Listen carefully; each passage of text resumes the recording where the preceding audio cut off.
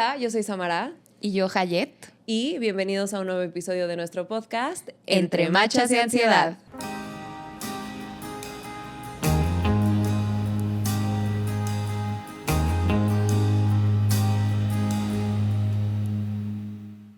Vamos a empezar el video recordándoles que se suscriban y prendan la campanita para que YouTube y Spotify les notifique cuando subamos un nuevo video y no se lo pierdan.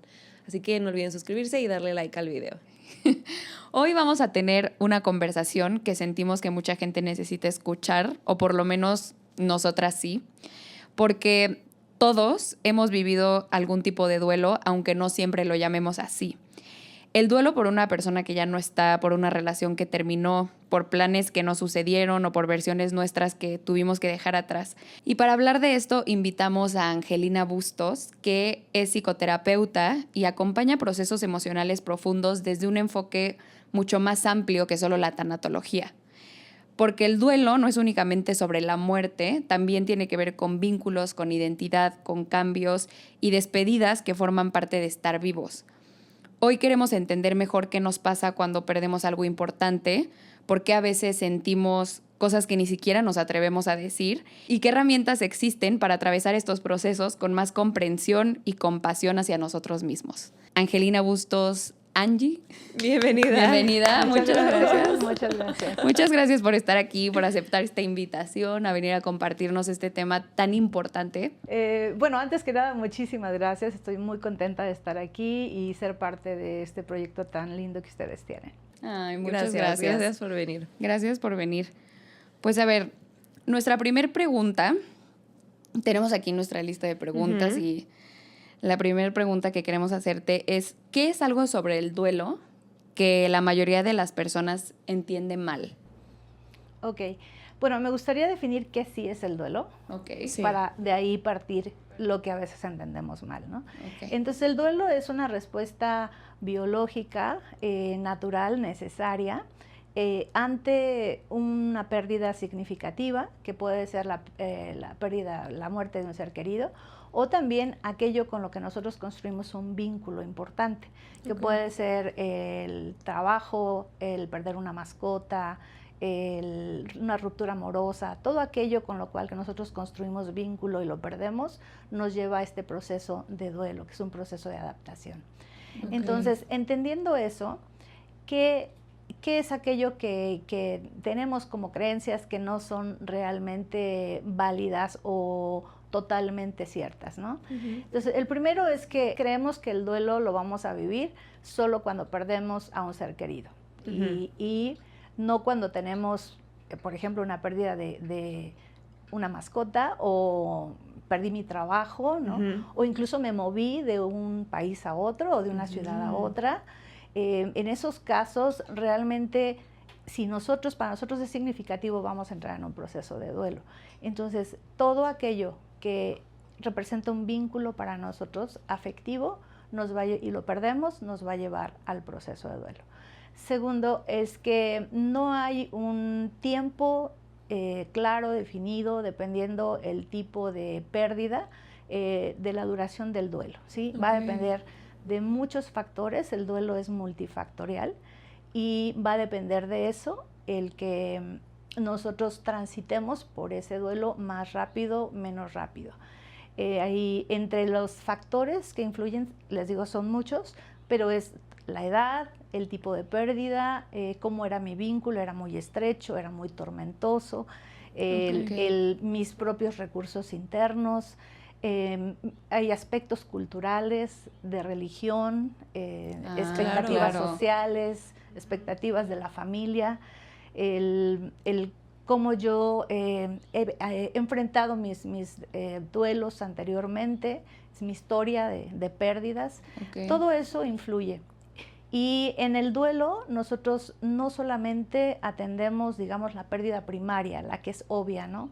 Rompí con mi novio, estoy pasando por un divorcio, sino también hay una serie de pérdidas secundarias que van asociadas, ¿no? Entonces, sí, terminé con mi novio, pero aquí me está afectando mi autoestima, estoy perdiendo mis ilusiones, estoy perdiendo un futuro construido. Y a veces con el paso del tiempo ya me acostumbraron a no ver a mi ex, pero todavía estoy arrastrando estas pérdidas secundarias, ¿no? Que se vuelven ya estas pérdidas significativas. Ok. Wow, eso está qué súper interesante. Sí. Porque sí, como que pensamos que a lo mejor la pérdida principal es lo que más te puede pesar o lo que más puedes tardar en superar, pero a lo mejor son esos planes construidos, esas ilusiones que no se van a llegar a dar. materializar, y que eso es lo que puede como arrastrarte un poquito más en esa parte de superar, ¿no? Por ejemplo, una relación o un trabajo o algo por el estilo. De hecho, más adelante, esa es una de las preguntas, pero ya pasaremos a eso, como de toda esta parte intangible, ¿no? De lo que también se puede perder. ¿Tú crees que el duelo realmente se supera? Sí, el duelo no es un obstáculo que tengamos que superar, ¿no? Es que no lo vamos a brincar ni le vamos a dar la vuelta. El duelo lo vamos a transitar. Es algo que nosotros vamos a vivir de principio a fin, tendríamos que hacerlo, y llegar a una etapa de aceptación total y de resignificación, es darle un sentido, un propósito, algo que me enriquezca, que aprendí. Soy una persona sin eso que yo tanto amaba, pero puedo ser una persona más fuerte, con muchos más recursos. Y eso es sumamente importante porque no va a ser la última pérdida que tengamos. O sea, las pérdidas son inherentes a la vida, y en cada etapa de nuestra vida tenemos diferentes tipos de pérdidas, ¿no? Y hay algunas que son más acentuadas en una etapa y hay otras que son más acentuadas en otra. Entonces, esta capacidad de poder transitar con el duelo es sumamente importante porque nos va preparando para los que siguen. Claro.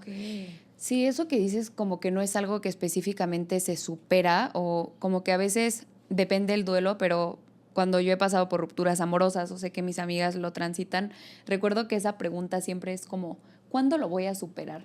¿Cuándo ya me voy a volver a sentir yo? ¿Cuándo me voy a volver a sentir bien? Entonces es como hasta esta presión por querer sentirte bien, ¿no? O querer correr o querer rápido transitarlo, llorarlo, pero para ya pasarlo por lo incómodo que puede llegar a ser también. Sí, ese es un punto bien importante porque en el duelo sí o sí vamos a sentir dolor. Y el dolor es proporcional a cuánto amábamos o cuánto necesitábamos eso que perdimos. Entonces, principalmente en las nuevas generaciones hay mucho menos tolerancia a la frustración, al dolor, a la espera, a la paciencia, ¿no? Y entonces estamos autoexigiéndonos, ¿no? Que tiene que ser rápido, que tiene que ser en X tiempo, o ya sea porque yo me lo exijo o también porque hay expectativas externas, ¿no?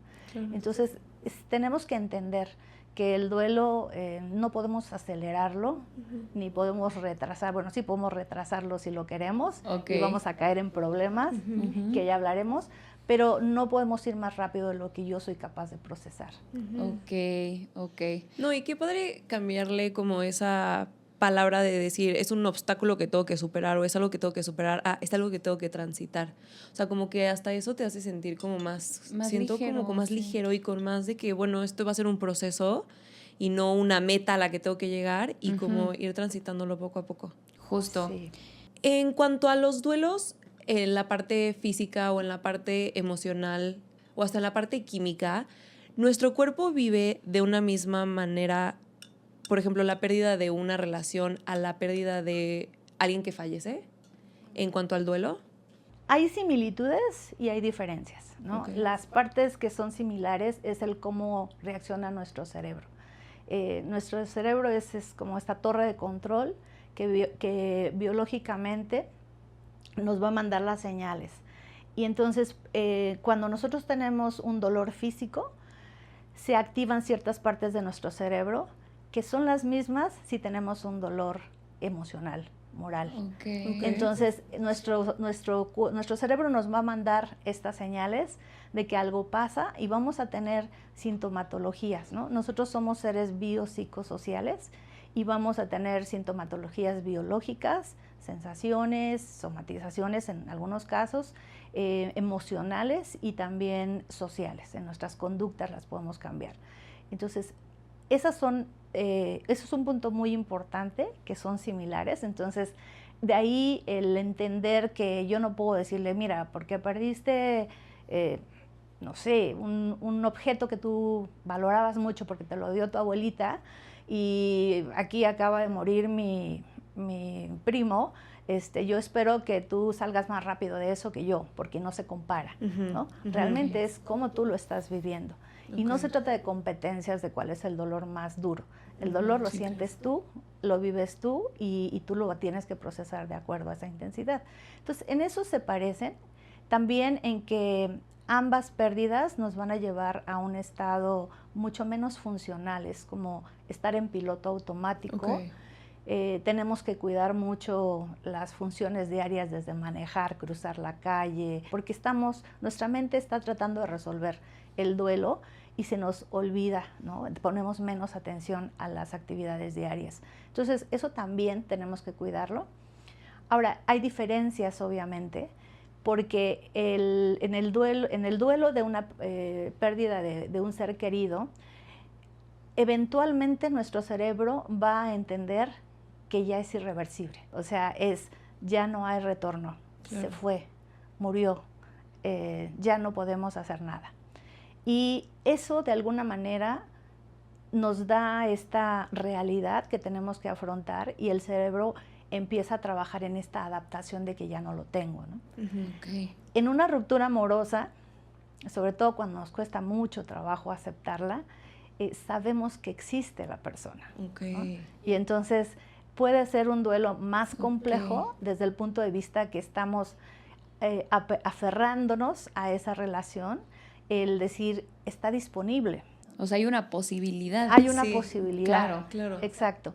Y también, digamos, a nivel cerebral, cuando es una ruptura amorosa, nos llega a dar este síndrome de abstinencia, ¿no? Porque a veces desarrollamos codependencia con nuestras relaciones. Y cuando ya no tenemos eso, que esa persona me proveía, empiezo a tener ese síndrome de abstinencia, esta desesperación, y puedo tener yo reacciones mucho más violentas o más radicales que cuando tengo la muerte de un ser querido, ¿no? Hay esas diferencias. Qué loco. Y eso que comentas del síndrome de abstinencia es algo súper interesante. Hace mucho que yo no vivo una ruptura, pero recuerdo esos momentos cuando cortas con alguien que empieza a dar como esa desesperación, o sea, pero una como ansiedad en el cuerpo, una urgencia de tener que escribirles, de tener que hablarles, de obtener una respuesta de ellos de la forma que sea, no importa que sea para pelear, no importa que sea para despedirse para despedirse por 10ª vez, porque eso de estar aplazando es solo como, te sientes como en abstinencia, o sea, esa es la palabra, como si te hubieran quitado una droga y la necesitas. Tal cual. Y eso de la abstinencia, ¿a qué se debe? O sea, ¿a químicos reales del cerebro que te genera una persona como dopamina y esas cosas? Totalmente, sí. Cuando nosotros tenemos, digamos, ingerimos sustancias o situaciones placenteras, ¿no? Tenemos mayor descarga de dopamina. Entonces nos volvemos adictos a eso. Y mi fuente puede ser una sustancia, un alimento, pero también puede ser una persona, ¿no? Y entonces ahí es importante identificar que si yo sigo muy apegada, si yo sigo sintiendo este impulso, esta necesidad, a pesar de que ya pasaron meses, quiere decir que no he hecho mi trabajo, o sea, no he trabajado en mí. Bueno, cuando esto para mí es muy interesante y desde la psicología se explica mucho desde la teoría del apego. Entonces, la teoría del apego nos habla de que todos los seres humanos desde pequeños aprendemos a apegarnos de cierta manera, inicialmente con generalmente nuestro cuidador primario y generalmente es nuestra madre. Y todos esos problemas de vinculación que tenemos, esas inseguridades o esas seguridades, las traspolamos a nuestras relaciones futuras, ¿no? Y una relación de pareja es ese espacio en donde realmente nos permitimos ser quien somos, ¿no? Y entonces hay diferentes tipos de apego, pero lo voy a simplificar. O me aprendí a apegar de forma segura, puedo yo interactuar contigo, como en este caso como adultos, no me vienes cargando, ni te vengo yo cargando, Ujú. nos podemos complementar, contener, sumar. Ujú. En ese caso es un apego seguro. Pero cuando yo aprendí el apego inseguro, hago esto. Es como, no me quiero soltar de ti, porque Ujú. tú eres mi espacio de seguridad. Tú eres esa base que yo necesito para sentirme bien. Y Ok. entonces, cuando yo ya terminé la relación y yo sigo deseando hacer esto, Ujú. es porque no he hecho mi trabajo. ¿Cuál es ese trabajo? Ujú. Bueno, una es entender, primero, qué es aquello que esta persona me está dando, Ok. de lo cual yo no me puedo zafar, que puede ser, es como sustancia de apego, ¿no? Mi Ujú. sustancia que estoy yo buscando, ¿no? Hay una Ujú. pregunta que dicen, bueno, si esta persona fuera una medicina, ¿qué te estaría curando? ¿Qué es lo que estás necesitando? A lo Wow. mejor mi Wow. soledad, a lo mejor mi seguridad, ¿no? Sí. O tener un sentido de vida. Son muchas cosas, ¿no? Sí, Que a veces claro. nos recargamos en una persona para poder sentirnos completos. Primero tenemos que identificar qué es eso y después empezar a desapegarnos, ser nuestra propia fuente de eso que estamos buscando. Si esta persona me daba mucho reconocimiento, tengo que aprender a dármelo. Si con esta persona me sentía segura, tengo que aprender a sentirme segura conmigo misma. Y es un proceso largo, definitivamente, pero funciona. Ok. Wow, qué interesante. Eso de la medicina está Qué padre súper. forma de Qué verlo. Porque a padre. veces siento que sí te pueden preguntar como, pero es que ¿qué te da esta persona? ¿O qué te hace sentir? Y como que es difícil a veces, uno, porque pues te cuesta voltearte a ver y como afrontar esas cosas que pues no necesariamente son padres, el reconocer que no te lo das tú, pero o sea, el cambiarlo y decir como, bueno, a ver, si él fuera una medicina, ¿qué está curando en mí o qué me está sanando? Eso Está está muy poderoso. poderoso. Y también lo que dices del apego, o sea que tu forma de apego viene de la relación con tus Tus... cuidadores primarios. Sí, O sea, ahí es en donde se formó todo. todo. Y por eso también los duelos más complicados o aquella parte que tarda más en el duelo es lo relacionado con cosas que traemos de atrás, ¿sí? Si yo estoy, digamos, falta de confianza hacia que puedo hacer las cosas, me cuesta mucho trabajo el relacionarme con las personas, el que no puedo, digamos, comprometerme, o sea, cualquier cosa que yo traiga de atrás se va a manifestar. Eso es algo también importante en el duelo, porque creemos que, como les decía antes, que nada más trabajamos en la pérdida primaria y ya.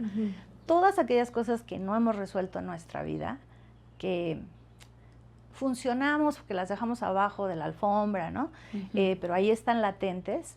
Cuando tenemos una crisis y el duelo nos lleva a una crisis, en ese momento se manifiesta. Todo sale a la luz. Y entonces pierdo a la persona, pero también me doy cuenta de todo lo que yo necesito trabajar. Que esa es una pepita de oro al final de cuentas, ¿no? Sí, Es un regalo claro. del duelo. Claro, sí, también lo puedes ver desde esa perspectiva de que al final estás transitando algo complicado y seguramente muy fuerte emocionalmente y triste y duro y frustrante, pero al final sí te está mostrando esas partes de ti. Que quieras o no, si lo atraviesas de manera correcta, con las herramientas correctas y te das ese espacio de transitarlo, va a terminar en una versión tuya mucho más fuerte, mucho más segura, mucho Claro, hasta más trabajada, y más confianza en ti confianza. misma y en que puedes, ¿no?, superar esas cosas. Entonces, sí es una pepita de oro, definitivamente. Mi otra pregunta es, ¿se puede estar en duelo sin darse cuenta? O sea, que empieces a sentir, o sea, que te sientas de ciertas formas y que sean señales de que estás en duelo. O sea, por ejemplo, que hay personas que no saben nombrar el duelo ni siquiera de que perdieron un trabajo y tal vez se sienten perdidos, se sienten que no saben quiénes son o lo que sea y no han podido identificar que lo que vivieron fue un duelo, entonces están viviendo un duelo sin darse cuenta que están viviendo un duelo. ¿Se puede eso? Sí, de hecho es muy frecuente. Sí, un ejemplo de una persona que llegó a terapia conmigo, en donde el médico lo mandó porque tenía hipertensión reactiva, o sea, ya le había hecho todos los estudios necesarios médicos y todo estaba, digamos, en rango. Y dice, bueno, esto tiene un elemento psicológico, ¿no? Entonces vino conmigo y una de las preguntas que yo le hice es, ¿cuándo empezaron tus crisis, no? ¿Cuándo empezaste a sentir mal? Y me dio la fecha, eran como 4 años antes. Y la siguiente pregunta es, ¿qué estaba pasando en tu vida? Una de las cosas que le pasó y que se tornó un evento traumático para él, que no lo identificó como tal y mucho menos lo trabajó, justamente porque no nos damos cuenta, fue que él trabajó para un proyecto y finalmente las cosas no salieron como él esperaba y lo despidieron de ese proyecto. Okay. Entonces, él es una persona adicta al trabajo, o sea, el trabajo es su vínculo de seguridad. Y en ese momento se rompió. ¿Sí? A partir de ahí, sus siguientes trabajos siempre los inició con mucho temor. Y cada vez que él veía una posible amenaza de que él no iba a cumplir las expectativas, su nivel de estrés subía altísimo y empezaba a tener estas manifestaciones de hipertensión, ¿no? Entonces, sí, es muy común. También otra persona, ¿no?, que vino a terapia y cuando me empezó a hablar de quiénes fueron las personas más importantes de su vida, en este caso fue su abuelita materna. Su abuelita había muerto años antes, 10 años antes, y sin embargo él en ese momento rompió en llanto. ¿Sí? Eso nos dice que el duelo está abierto, que no está cerrado. Entonces, estas son estas señales. Claro. Es muy común. Y aquello que no es consciente, no lo trabajamos. Claro. Entonces, es importante darnos cuenta. Claro. Es que se me hace como súper interesante que a veces creemos que el duelo, o nos han enseñado que tiene estas fases, ¿no?, específicas, y pasas por esto, y pasas por esto, y pasas por esto, y una vez que lo transitas, ahí termina. Pero hay muchas personas que, pasen o no por esas etapas, no se permiten de alguna manera vivirlo o sentirlo, y no puede ser que un duelo pueda durarte hasta 10 años. O sea, yo lo pienso y digo, 10 años en un duelo abierto, y obviamente las personas ya ni consideran eso como parte de cómo se pueden sentir hoy, pero eso que dice la gente y esa frase de el tiempo lo cura todo, yo creo que más bien es lo que haces con ese tiempo, ¿no? Totalmente. Porque por más que pase el tiempo, si tú no estás trabajándolo o siendo consciente o lo que sea que tengas que hacer y haces el trabajo, pueden pasar 20 años y seguir arrastrando cosas, ¿no? Bueno, yo creo que hay 3 elementos importantes que quisiera aclarar con todo lo que dices, que es muy cierto. Lo primero es que originalmente el duelo se definió como etapas que teníamos que vivir, ¿sí? Actualmente, desde la psicología del duelo, no son etapas, es una oscilación, ¿no? Vamos y venimos por todas estas emociones, por todos estos estados de ánimo, de desesperanza, pero a veces nos amanecemos de mejor humor y mucho más abiertos, y entonces nos sentimos mejor, pero pasado mañana otra vez ya regresé. Entonces, en ese vaivén, ¿sí?, es una oscilación en donde vamos transitando como un péndulo también entre acercamiento a la pérdida, sufrimiento, dolor, pero también me alejo de esa pérdida y entonces me puedo conectar con mis actividades, me puedo conectar con la vida. El cerebro necesita eso porque no podemos estar en un nivel de dolor 24 horas al día. Tenemos que dar estos descansos, ¿sí? Entonces, naturalmente lo vamos a hacer. Hay muchos procesos mentales en el duelo y a veces nos sentimos culpables porque nos vamos hacia un lado donde vamos a sonreír, sobre todo si tuvimos la pérdida de un ser querido, decir, uy, qué mal me siento, ¿no? Me estaba yo riendo y estoy en duelo, ¿no? No, es que el duelo es eso, es esta oscilación, pero además en la duración del duelo vamos avanzando hacia la etapa final, que es la aceptación y la resignificación. Ok. Eso hace mucho más sentido que como antes lo definían, ¿no? Como con estas etapas, hace mucho sentido que es como, alguien una vez nos dijo que el duelo es como el mar. De repente se calma la marea y te sientes bien, de repente llega una ola y te revuelca, después de nuevo se vuelve a calmar la marea y tal vez llegan olas. O sea, sí siento que hace mucho más sentido que no es lineal, ¿no? Y no vas como de punto A la salida, sino vas fluctuando. Como en este ir y venir, pero avanzando. Sí, es que de lo que mencionaste hace rato, como que mi pregunta es, ¿cómo se puede suspender el duelo por tanto tiempo? ¿O cómo puedes vivir una pérdida y o sea, ¿cómo sucede eso psicológicamente? Sí, hay muchos tipos de duelo, ¿no? Este caso es el duelo congelado, ¿no? Ajá. Nos estancamos en ese duelo. Y puede haber diferentes razones. Una razón es que entramos en piloto automático porque tenemos 1000 actividades, ¿no? Okay. Una persona que tal vez perdió a su esposo pero tiene niños, pues no puede darse el lujo de dedicar demasiado tiempo a ese duelo, que sí tiene que aprender a hacerlo, pero bueno, su impulso va a ser atender las necesidades de los demás, ¿no? En este caso de sus hijos. O tienes un trabajo súper demandante, ¿no? Rompiste con tu pareja, te divorciaste, tienes un trabajo súper demandante y postergas ese duelo.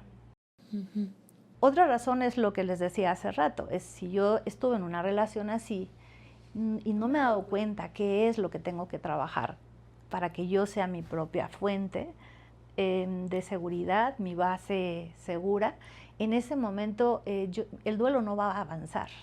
Me voy a acostumbrar a no ver a mi ex, pero toda la sintomatología va a seguir existiendo porque no he hecho nada para decirle a mi cerebro, tranquilo, estoy trabajando en eso. O vas a brincar a otra pareja, ¿no?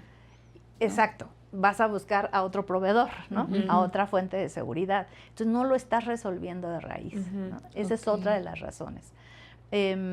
También hay otra razón que puede ser un duelo desautorizado, ¿no? Cuando perdemos algo que para el resto de las personas no debería ser gran problema, ¿no? Como les decía hace rato, a lo mejor mi mascota, o perdí un objeto que me regaló un ser querido, y decir, bueno, es un objeto, es algo material, ya, o entraron a mi casa a robar, ¿no? Y se llevaron todo. Entonces, bueno, a todo el mundo le pasa. Entonces, no te autorizan estar en ese duelo. Y tú tratas de cumplir esas expectativas, incluso convencerte a ti misma, sí, no es para tanto, no debo de hacerlo. Claro. ¿No? Okay. Entonces necesitas revisarte. Como les decía al inicio, el duelo es único para cada persona, es multifactorial, y lo que puede estarte afectando muchísimo a ti, no necesariamente a otra, ¿no? Entonces, ¿qué significa para ti esta pérdida? Sobre eso tienes que enfocarte, ¿no? Pero, por ejemplo, ¿cuál es la línea, Angie, en esta parte que estás diciendo que el duelo es como muy personal y puede que algo que a ti no te afecte, sí le afecta a las demás personas y todo eso, como de personas que sufren demasiado todo? O sea, como que en dónde está esa línea de, bueno, si a ti te afecta y tienes más apego a otras cosas, pero personas que son, es que no quiero decir... como muy radicales en el sufrimiento, ¿no? Es que tenemos, no sé, como referencias de personas que, por ejemplo, todo indica que es una pérdida muy grande, entonces a veces no empatizas o no hay esta autorización del entorno como de, pero ¿por qué te estás sintiendo así por alguien que conociste 3 días? ¿Sabes? O que puede ser personal, pero... O que en general todo es muy desproporcional, o sea, es lo mismo una pérdida de un objeto a la pérdida de un familiar, o sea, como que los sentimientos son como muy desproporcionales desde nuestro punto de vista, claro. Sí, habría que revisar esos casos, porque nuestra personalidad, nuestros temperamentos también son otro factor en el cómo vivimos los duelos. Entonces, si nosotros ya tenemos un trastorno, algún tipo de trastorno psicológico previo, se van a manifestar ahí, ¿sí? Hay personas muy ansiosas, hay personas que tienen este apego inseguro y todo, tu cerebro todo lo está relacionando como alerta, abandono a la vista, ¿no? O el que no me contestó, que me dejó en visto, lo sentimos como un abandono. Entonces, lo sentimos de manera superlativa. Y es parte de nuestra personalidad. Obviamente, en terapia se tiene que revisar para que la persona pueda calibrar adecuadamente y pueda interpretar que objetivamente que eso no es un abandono. Esto es algo que me va a pasar muchísimas veces y tengo que aprender a manejarlo.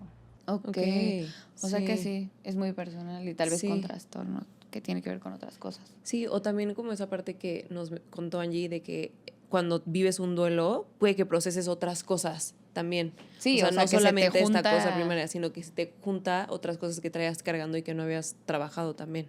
Claro. Sí, cabe aclarar en este punto que cuando ya traemos un trastorno psicológico, el duelo tiende a complicarse. Ok. Ok. Y todas las pérdidas las vamos a ver magnificadas. Claro. Ok. Entonces, personas que tienen un trastorno de ansiedad o un trastorno de depresión y entran en un duelo complejo, tienen mayor riesgo de desarrollar un duelo incluso patológico, ¿no? Si no se cuida, cómo está reaccionando, puede desarrollar una depresión mayor, ¿no? Y esto sí es alerta roja, ¿no? Entonces sí, hay que entender el mundo de la persona. Sí. Ok. Oye, Angie, y hablando de rupturas amorosas, ¿por qué a veces puede ser como racional el hecho de tú saber que una relación no es buena y poder tener toda esta parte lógica de por qué no debería estar con esta persona, no nos hacemos bien, lo que sea, y que aún así cuesta demasiado soltar? O sea, incluso cuando ya tienes esta parte lógica resuelta de que no es bueno. Sí, en ese caso tenemos un apego. O sea, ahí no podemos procesar el que mi fuente de seguridad ya no está, ¿sí? Entonces tendemos a idealizar. Y también es una reacción del cerebro, ¿no? O sea, el cerebro, estamos cableados para mantenernos, para perpetuar la especie y para estar vivos, ¿no? Ajá. Entonces, todo aquello que el cerebro vea como una real o imaginario, que lo interprete como una amenaza a esa seguridad, a esa supervivencia, a esa perpetuar la especie, vamos a entrar en un proceso de caos, vamos a verlo de una manera muy defensiva, ¿no? No de adaptativa, sino protegernos. Y nosotros estar apegados a alguien y que ahora ya no lo tengo, mi cerebro me empieza a decir, cuidado, te puedes morir. Sí, eso es una amenaza. A ese extremo, es una amenaza. Porque algo que nuestro cerebro no le amenaza mucho es la soledad, ¿no? Y esto es muy primitivo, ¿no? Las especies tienen que estar en grupo, son muy raras las que no, pero tiene que ver con su instinto de supervivencia, ¿no? Sí, o sea, solito te mueres. Solito te mueres.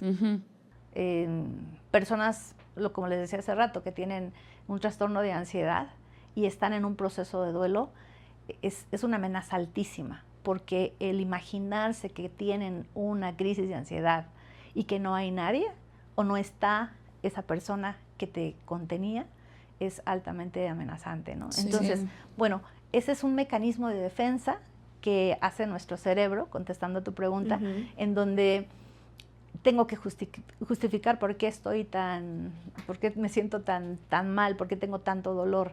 Y entonces idealizamos la relación, ¿sí?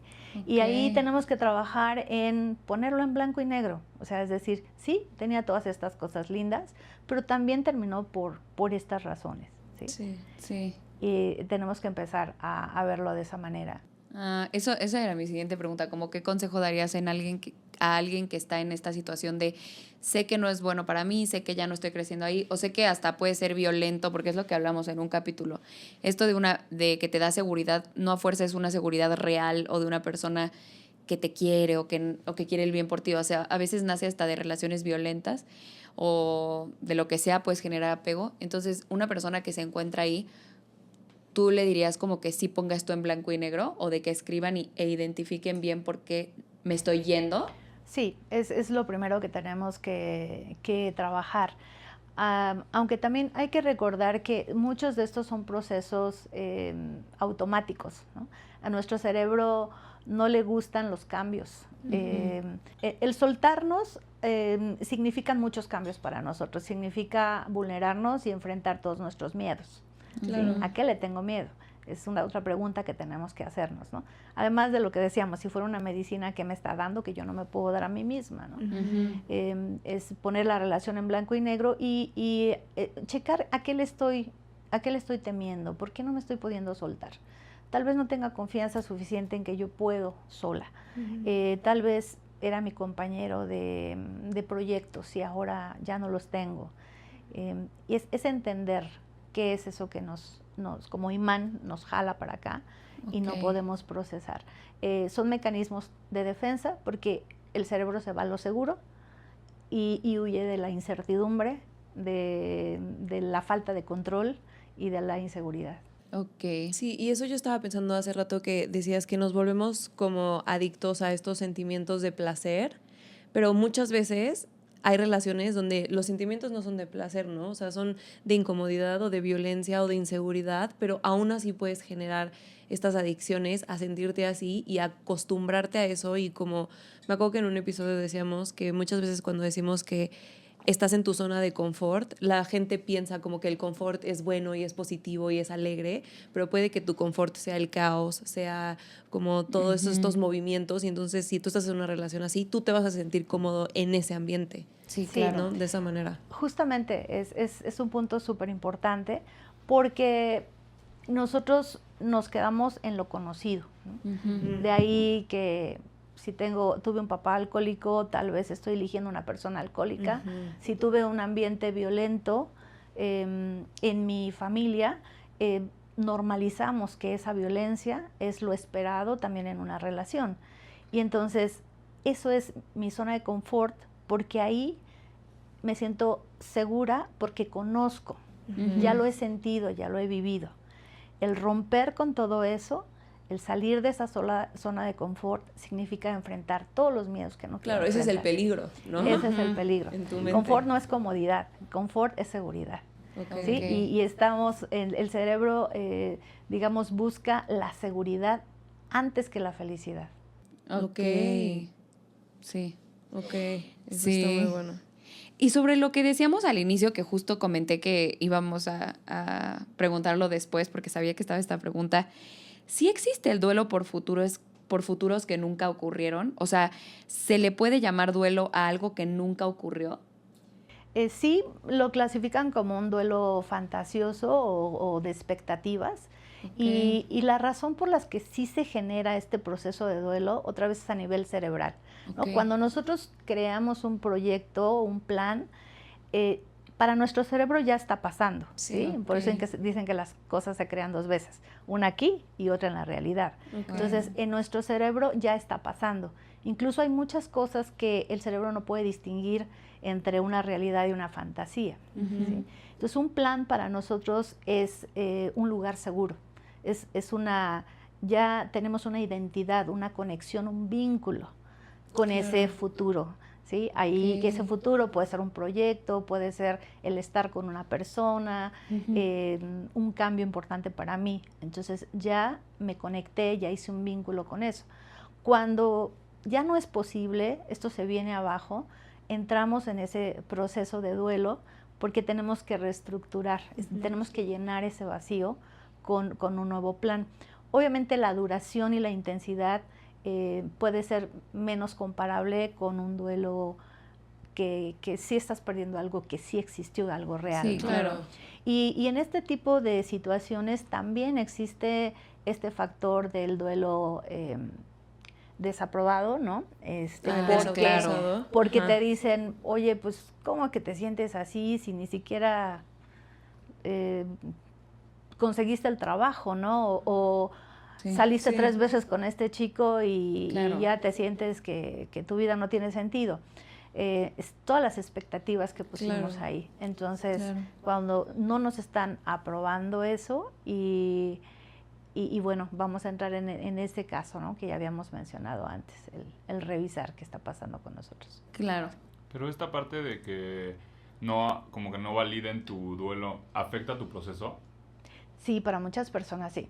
O sea, personas con baja autoestima, personas que requieren de la aprobación del entorno familiar, laboral, de los amigos, necesitan este sentido de pertenencia, definitivamente necesitas esa aprobación. Ok. Ok. Yo tengo una duda de esos duelos anticipados porque es que ahorita que lo estás diciendo eso, como que me vinieron 2 recuerdos a la mente de 2 situaciones que he tenido. Y te quiero preguntar, como por ejemplo esto del duelo anticipado de una persona que está enferma, nos pasó que acaba de fallecer un tío en noviembre y falleció de una enfermedad y llevó un proceso, ¿no? Y yo recuerdo como, por ejemplo, el haber visto a su hermana, como acompañarlo en toda esta parte del proceso y ella ir viendo cómo él cada vez estaba pues no peor, que no iba a haber ya una mejora. Y como que yo pensaba de que, bueno, esto está bien para ella porque pues lo está procesando, justo como que está llevando este proceso antes de que muera y cuando muera, entonces a lo mejor puede que el proceso del duelo sea más fácil y todo, pero conforme se acercaba la muerte, yo la veía a ella más en una negación. O sea, no la veía ni siquiera aceptando lo que estaba pasando, sino como que hasta retrocedió un poco de, no, es que hay algo que podemos hacer. A pesar de que lo veía en el estado que lo veía y en la situación en la que estábamos, como que entró en esta parte de negación. Entonces, como que digo, ¿qué tan cierto es que sí puedas adelantar un proceso o por lo menos avanzar un poco en ese proceso?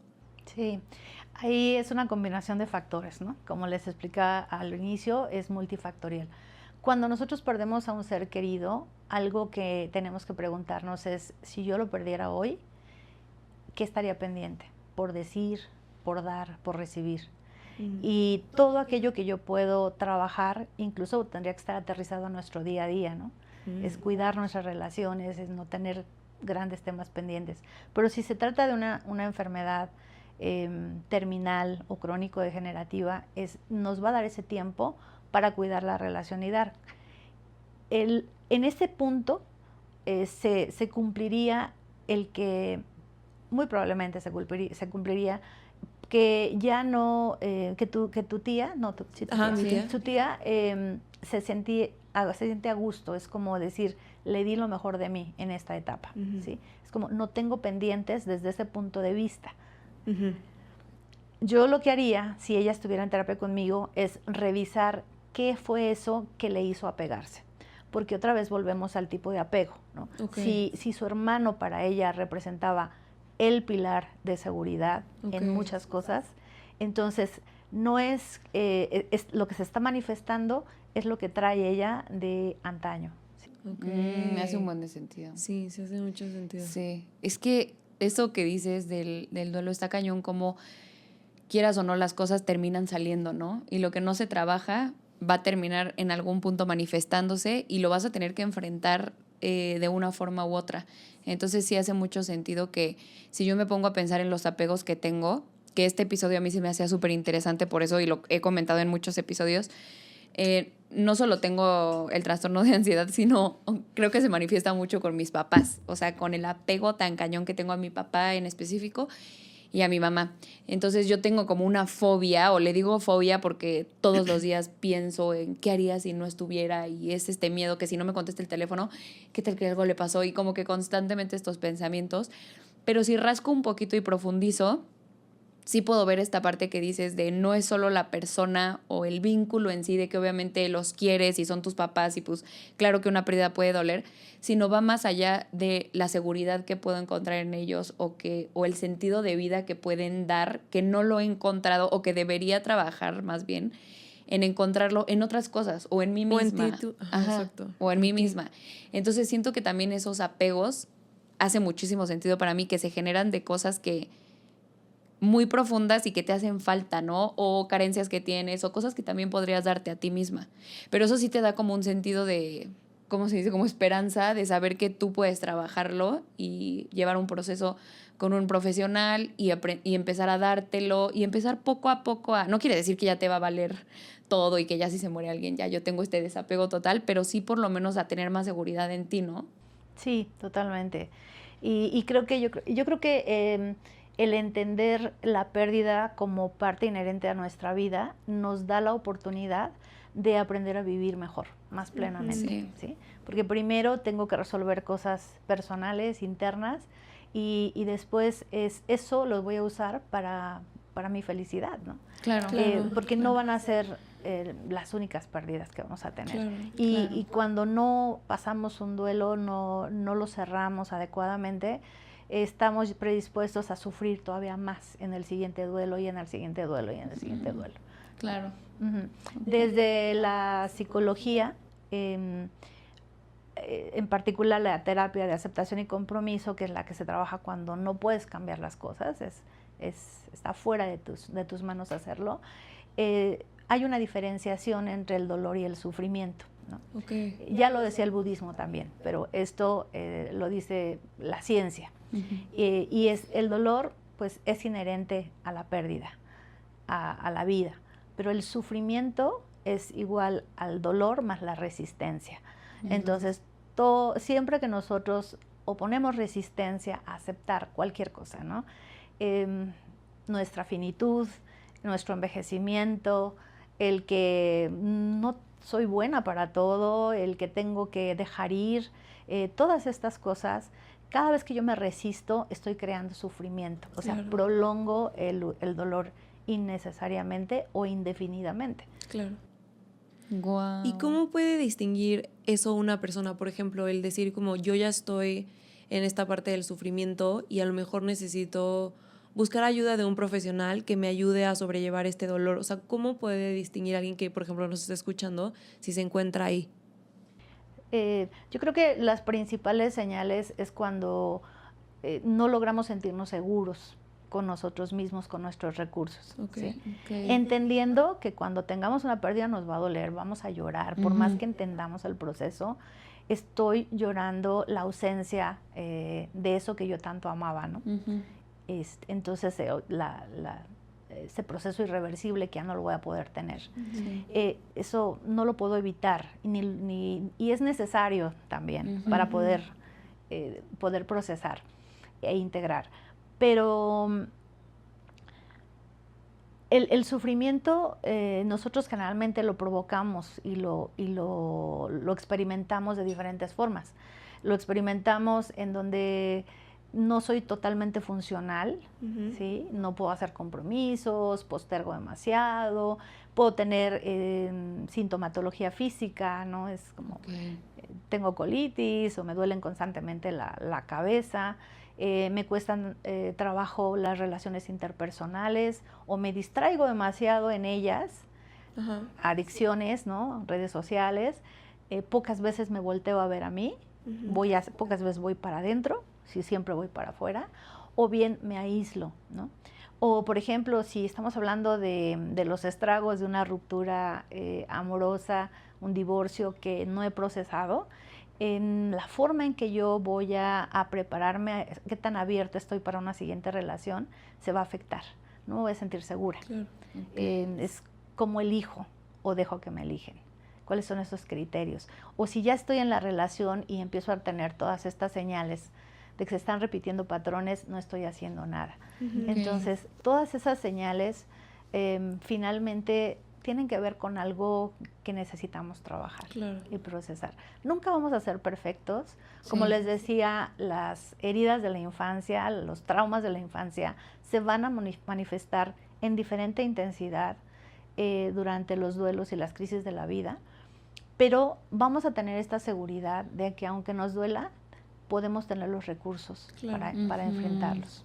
Y que al final de ese proceso voy a ser una nueva versión de mí, mucho más fortalecida y mucho más equipada para la vida, para las pérdidas, ¿no? Claro.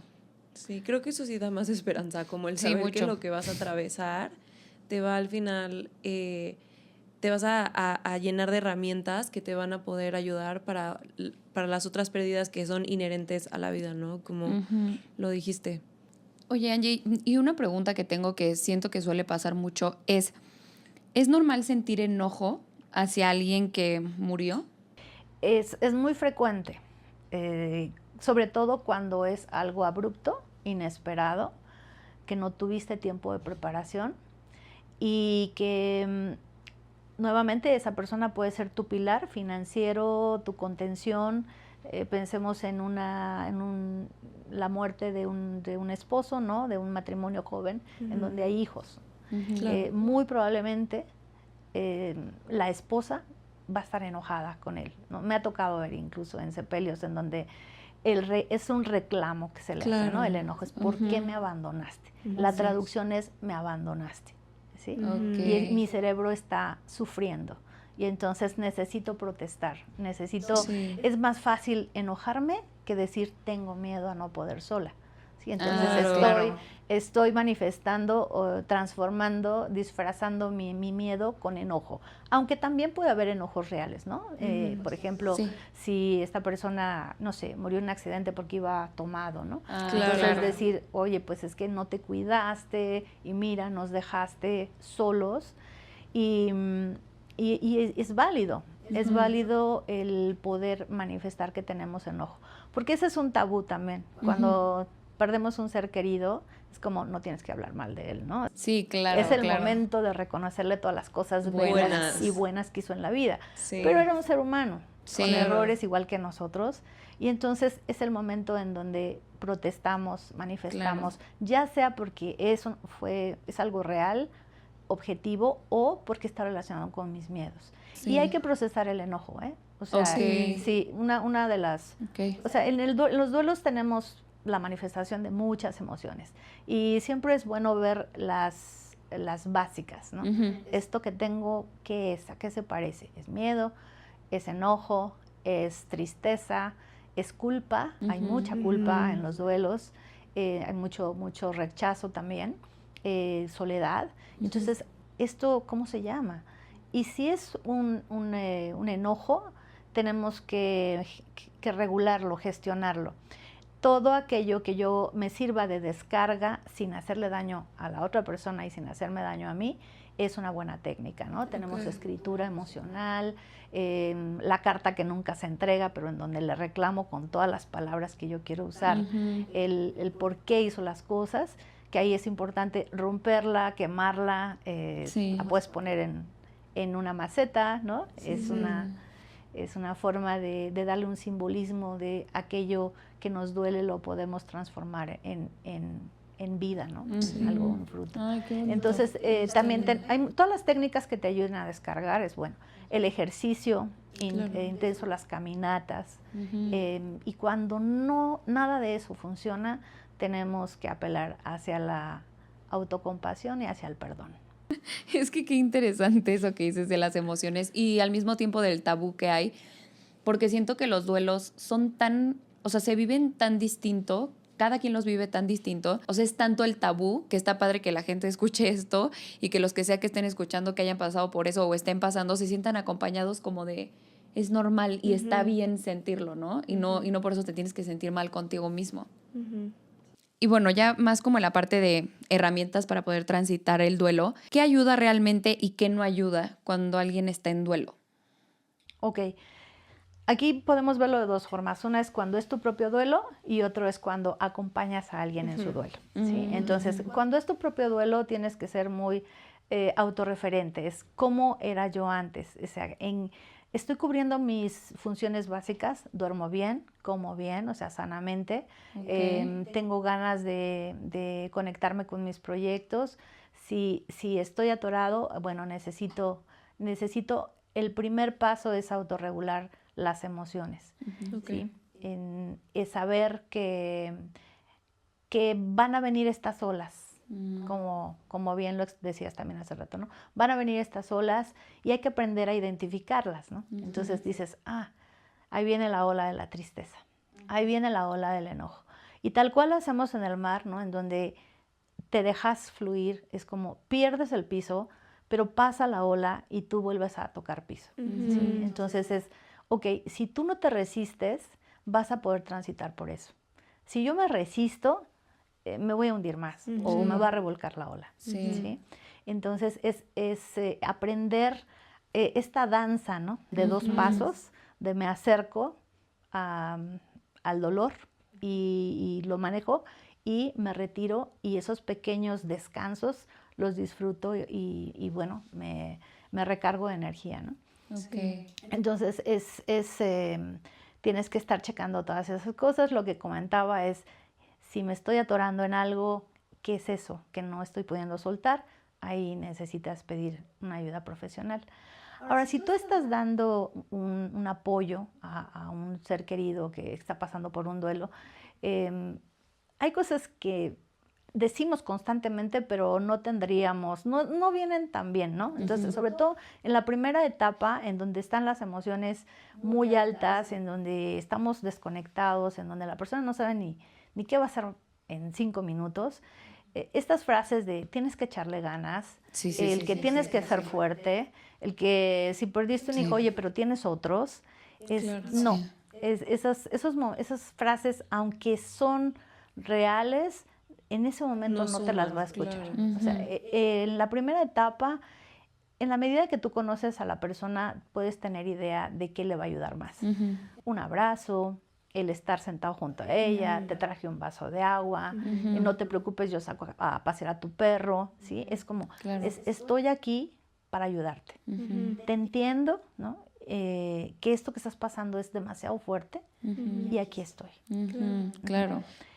Recuerden que en ese momento no se trata de satisfacer mis necesidades, Claro. ¿no? El decir, no sé manejar esas emociones, mejor me voy. Claro, ¿no? claro. O quiero que tú vivas el duelo como yo la viviría. O te voy a dar muchas recomendaciones y muchos consejos porque me leí un libro y está buenísimo. Sí. No, es multifactorial y es único y hay que entender el mundo de la persona que necesita. Y hasta a lo mejor podrías preguntar, ¿no? Como, ¿qué necesitas? O sea, ¿cómo te ¿Qué puedo puedo hacer ayudar? por ¿Qué ti? puedo hacer por ti que te aligere ahorita el momento? O sea, y a lo mejor también permitir que las personas nos digan qué necesitan, porque podríamos asumir o pensar, es que a mí me gustaría esto, a mí me serviría, pero a lo mejor también el abrir esta conversación de qué necesitas. Es una buena pregunta si la persona está en capacidad de contestarla. ¿no? Ok. Si está ¿verdad? Sí, desconectado. Desconectado, disociado, es más una observación de que Claro. puede Claro. ayudarle. Sí. Oye, Angie, y hablando de esas olas, de nuevo esta referencia, ¿cómo puedes atravesar esos momentos donde la tristeza llega de golpe o donde llegan estas emociones? Tal vez ahorita podemos estar platicando y llega, o estoy en el trabajo y llega. ¿Cuál sería el consejo que tú darías? ¿Que lo sientan en ese momento o...? Si lo pueden sentir en ese momento, es lo mejor. ¿Sí? Me voy al baño, hago una pausa, pero es muy importante, además de sentirlo, el darnos la oportunidad de conectarnos con la vida, ¿no? Entonces es mejor una caminata en donde puedo sentir el aire, puedo tener contacto con la naturaleza, a solamente encerrarme. ¿Sí? Incluso si estás en tu casa y viene ese golpe de tristeza, pues cambia de lugar. Permite sentirlo, pero no te quedes en un solo rincón, ¿no? Es muévete. Lo que les explicaba de la ola es sumamente importante, es decir, ahí viene la ola de la tristeza y está bien sentirla. Es el momento para llorar, es el momento para conectarme con ese dolor. Incluso puedes ver las fotografías, puedes hacer escritura emocional también si necesitas. Si tienes oportunidad de sentir la emoción, es vivirla, permítete. Si no tienes la oportunidad porque estás en el trabajo, entonces valida la emoción, es decir, tengo tristeza. Me siento muy triste, y es como haces un pacto con tu tristeza, ¿no? Es decir, en este momento, así que no puedo estar contigo, pero en la tarde voy a estar contigo, a las 6 de la tarde, ¿no? De hecho, hay una técnica también en el duelo en donde asignamos un tiempo determinado para conectar con todas esas emociones. Wow, eso Porque sí, muy interesante. es difícil al principio lograrlo, pero es sumamente útil porque tendemos a quedarnos en la victimez y en el drama, ¿no? En el sufrimiento, con todo el respeto al inicio. Pero si nosotros le decimos a nuestro cerebro, ok, vas a tener 30 minutos para llorar, gritar, berrear, escribir, romper, patalear intensamente, lo siguiente es hacer una actividad cotidiana, algo que te desconecte. ¿Sí? También si estás, digamos, en el trabajo y no puedes, o en un lugar público y no puedes conectar, hay algunas técnicas que se llaman grounding, que es aterrizaje, y es una, por ejemplo, es el 5, 4, 3, 2, 1, que son 5 cosas que puedo ver, 4 cosas que puedo tocar, que puedo oler, que puedo escuchar y que puedo saborear. Y entonces ahí obligas a tu cerebro a salir de ese bucle de las emociones y pasar a algo mucho más vivencial, ¿no? Del presente. Presente. También puedes hacer alguna respiración que la respiración es una técnica de primera línea para problemas de ansiedad, de angustia, y lo que hace es traernos al aquí y a la hora, al tiempo presente. Sí. Eso es increíble. Sí. Esas son herramientas increíbles. Sí, y eso que dices de las fotos y, o sea, por ejemplo, yo lo veo más como exponerte a esas cosas. Siento que muchas veces evitamos ver fotos donde tal vez salga la persona que perdiste o con la persona que cortaste, evitas ver fotos, evitas entrar a las recámaras, por ejemplo, la gente que vive con ellos, evitas tener contacto con cualquier cosa que te recuerde, pero en esos momentos o en esos 30 minutos que dices que es un tipo de como terapia de exposición, ¿no? Podría ser, o de sí, o está de dentro conectar, de las técnicas de terapia breve y sí es Ujú. esa es la técnica que te va a permitir entrar en contacto. O sea, lo que tú recomendarías es ver las fotos, es acercarte a esos recuerdos, ir a la recámara, o sea, hacer eso para no empezar a generar como una forma de La evitar o resistencia. resistirte. Sí, sí. Wow. Obviamente si al principio dices no quiero, Ujú. porque eso me lleva a un estado mucho más difícil, es respetar, es como checar tus necesidades, ¿no? Ujú. Pero la evitación alarga el duelo, la resistencia alarga el duelo, Ok. la falta de contacto social alarga el duelo. Entonces, todo lo que podamos hacer para disminuirlo nos va a ayudar. Estar en contacto con aquello que perdimos también nos va a ayudar a procesar que eso ya no va a regresar, pero que tiene un lugar en nuestra vida y en nuestro corazón. Claro, ¿sí? claro. Ya que estás en un proceso más avanzado, en un punto más avanzado del duelo, ahí tú puedes incluso sentarte, organizar tus fotos, etiquetarlas, decir, bueno, sobre todo cuando tenemos fotos físicas, esto fue de la fiesta de tal momento, quiénes estuvimos, y bueno, es realmente conectarte con eso, ¿no? Ay, Eso qué está bonito. increíble. Yo creo que es importante también recordar que el duelo es un proceso activo, no es pasivo, ¿no? Ok. Esta frase del tiempo todo lo cura, después de todo lo que acabamos de hablar, podemos acostumbrarnos a ya no tener eso, pero no necesariamente sanar el duelo, Ok. ¿sí? Entonces, tenemos que movernos, tenemos que tomar acciones y responsabilidad sobre aquello que vamos a trabajar para que verdaderamente el duelo sea sano. Sí, y sanemos, y no Y nada más sanemos. nos acostumbremos o pase el tiempo, claro. Sí, porque Ok. justo era una de las preguntas de qué pasa con esas personas que también de alguna forma se acostumbran al dolor, ¿no? Y se acostumbran a quedarse ahí y hasta es una forma de como de vínculo, el mismo dolor con eso que perdiste. perdiste. Y que soltar el dolor entonces implicaría tal vez pues, soltar a la persona o soltar lo que sea que hayas perdido. Entonces como que no confundir el estoy sintiendo el dolor con ya me estacioné aquí, ¿no? Sí. Y ya me quedé aquí. Sí, hay personas también que se estacionan en el dolor porque por primera vez están recibiendo atención. ¿sí? Sí, claro. Desde la enfermedad o desde el dolor es la atención de la familia, los detalles, el amor, y eso es algo que han anhelado toda la vida. Y entonces el dolor se vuelve el vínculo, ¿sí? O el medio para tener eso que necesitan. Y pues obviamente es una forma, una estrategia muy peligrosa, ¿no? Sí. El que nos quedemos ahí para poder recibir atención. Y es lo que tenemos que trabajar. Sí, wow. Eso, wow. Qué Yo puedo fuerte. pensar en muchas personas. Sí.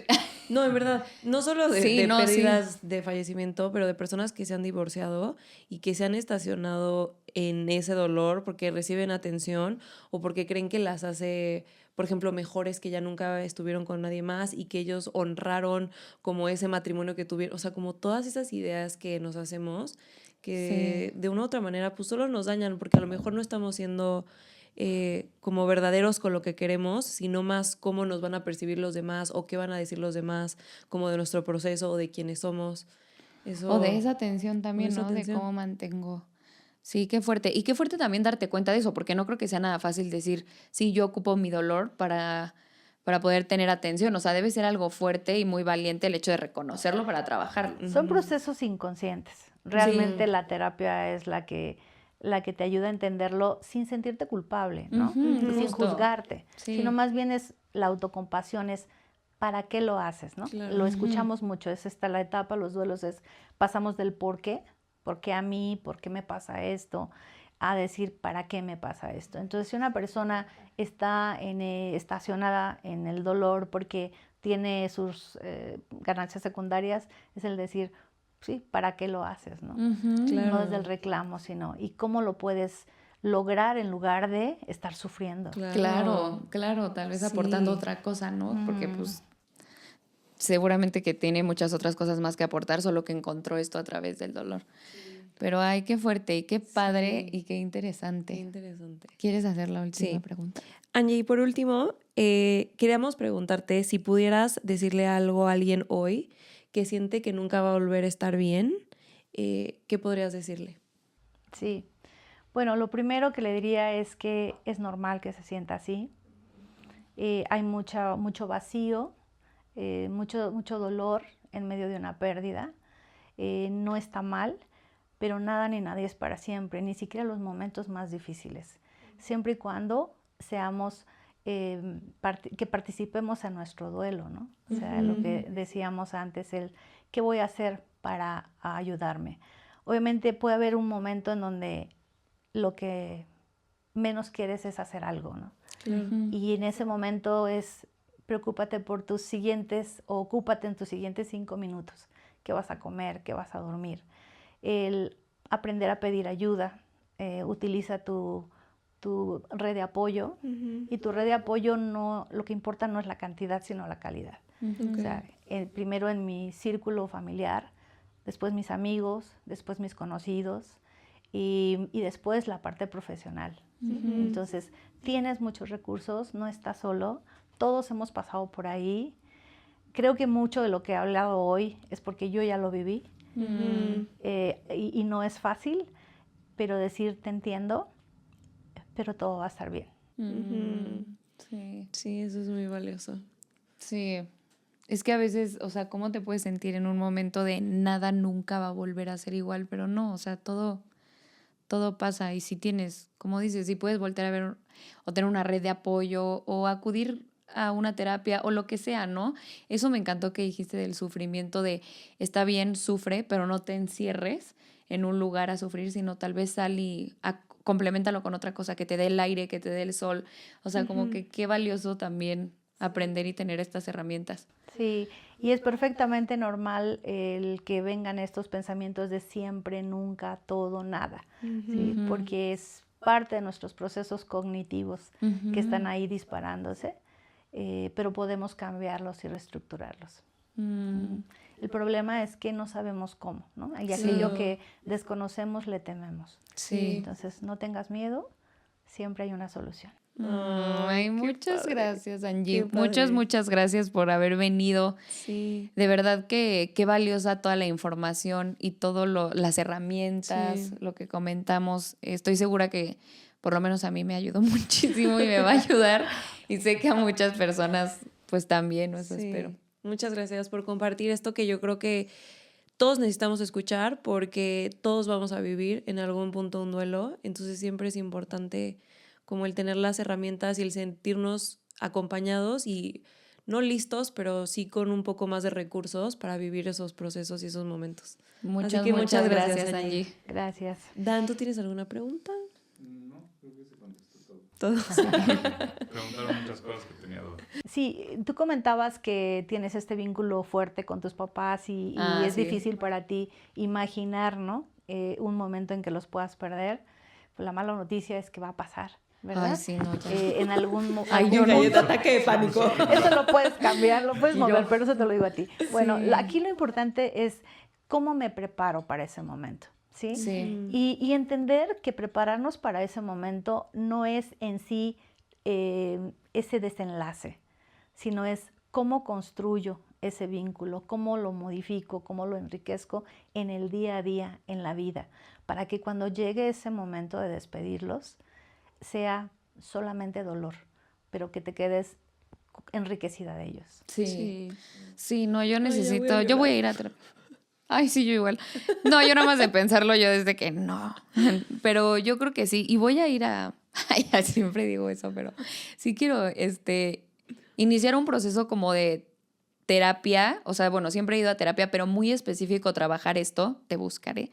Porque sí quiero como esas herramientas y siento que es importante que si ya lo sé y que ya estoy viendo desde, o sea, todavía no pasa y ya estoy viendo este miedo y este constante pensamiento, porque no es como, sé que a todos nos llega ese pensamiento de, ay, qué feo perder a mis papás, ¿no? De repente que te llegue, pero todos los días, constantemente, claro que es algo que tengo que trabajar. Y si sé que puedo tener herramientas o algo que me ayuden y me pavimenten un poquito el proceso a vivirlo o un poquito el desapego, pues es mejor hacerlo, porque como dices, va a suceder, o sea, es inevitable. Entonces, Es inevitable. uña. Sí, sí, sí. Bueno. A veces pensamos que prepararnos significa para ese momento solamente. Sí. Como sigo mi vida igual y en ese momento voy a sentir menos dolor. No, Sí, no. es cómo cambio ese vínculo, ¿no? Sí. Y cómo me voy fortaleciendo yo. Sí. Es cómo puedo lograr esa transferencia de seguridad que encuentro en mi papá, en mi mamá, en mi familia, en mi pareja, y cómo lo transfiero hacia mí, cómo lo desarrollo. Sí, lo voy a hacer, de verdad. Ya. Listo, Aquí muy firmo bien. que voy a hablarle a Angie para... Está grabado. Ya está grabado. Bueno, pues Angie, ¿nos explicas un poco más de lo del link? Es que vamos a poner un link en donde pueden tener acceso a... Sí, me pueden contactar, Ujú. pues no solamente para procesos de pérdida, realmente Claro. para procesos terapéuticos. Ujú. En la página de Salud Mental Hoy. Ok. .com.mx. Somos un grupo de psicólogos y también hay psiquiatras que podemos ayudarlos. Ay, Tenemos muchas diferentes gracias. especialidades. Súper Perfecto, bien. muchas De todos modos, gracias. vamos a poner el link en la descripción por si quieren entrar directo a la página y buscar a Angie para cualquier proceso o terapia o lo que sea que necesiten, que Ujú. puedan contactarte ahí. Sí. Sí, un gusto. Súper Pues bien. de nuevo, muchas gracias, Angie. Muchas gracias por esta plática tan padre y tan nutritiva. De nuevo, no olviden darle like, suscribirse. Sí. Si tienen alguna pregunta, la pueden poner y Angie la En los puede comentarios, responder. sí, o Ujú. cualquier comentario. O cualquier comentario. Y pues nos vemos en el próximo capítulo. Gracias. Bye.